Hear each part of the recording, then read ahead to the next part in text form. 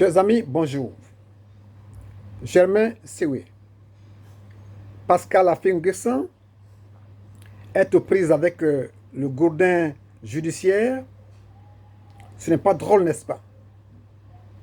Oui, Affingessan fait face à un ancien allié, le gourdin judiciaire.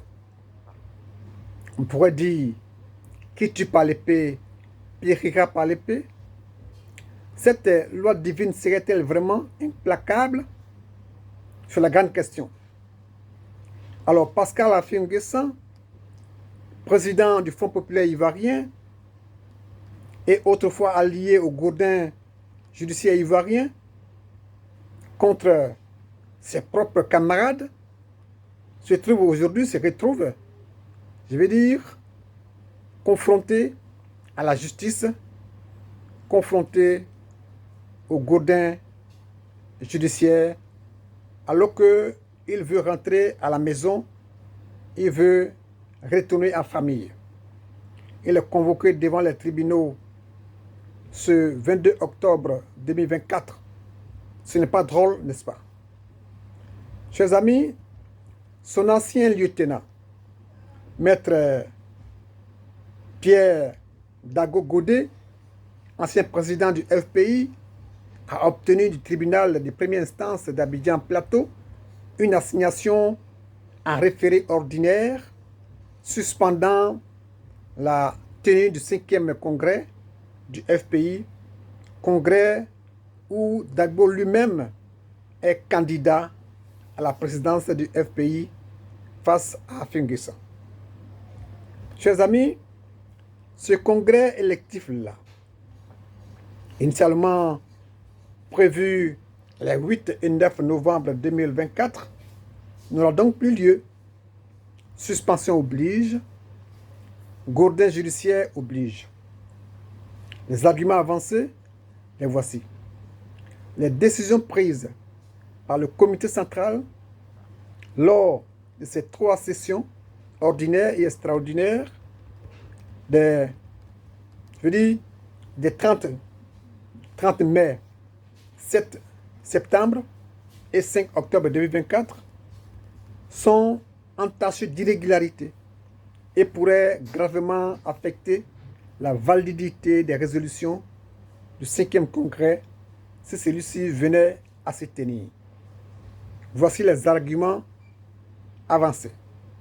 Chers amis, Affingessan se trouve ainsi face au gourdin judiciaire qu'il avait lui-même manié en 2014 pour s'emparer de l'appareil, pour s'emparer du parti au détriment de ses fondateurs et anciens camarades de lutte. Un gourdin est un gourdin, n'est-ce pas?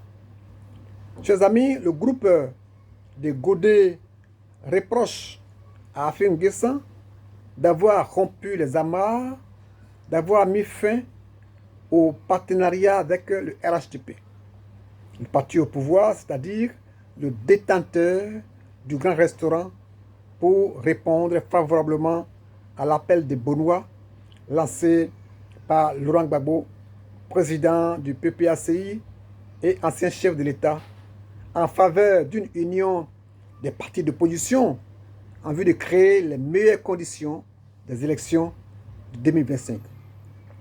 Chers amis, quant à Affingessan, il considère que le bilan de ce partenariat avec le parti au pouvoir est négatif, au seul profit du RHDP, et que dans ces conditions, le FPI n'a plus de raison d'y demeurer. Pourquoi rester dans un partenariat gagnant-perdant? Pourquoi se contenter des seuls effluves et autres arômes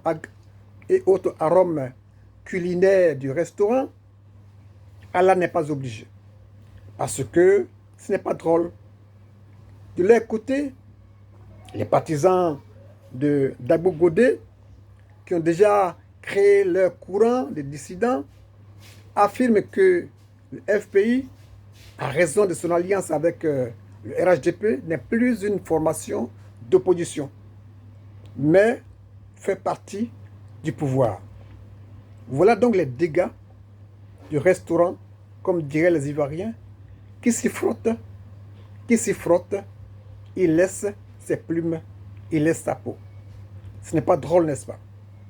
Chers amis, la justice a donc donné raison à Maître Dagbo Goudé en suspendant le 5e congrès du FPI qui devait entériner la rupture de ce partenariat.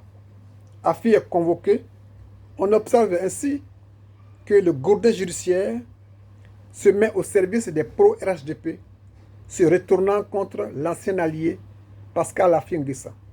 Ce n'est pas drôle. Est-il vrai, donc, que qui tue par l'épée périra par l'épée? C'est à Affi N'Guessan, Pascal Affi N'Guessan, qui veut maintenant rentrer en famille, mais qui se trouve bloqué au portail par le gourdin judiciaire, cet allié bien dévoué hier, qui servait les sésames pour les besoins de la cause, d'en tirer les leçons. Pour ma part, je plaide, pas plus.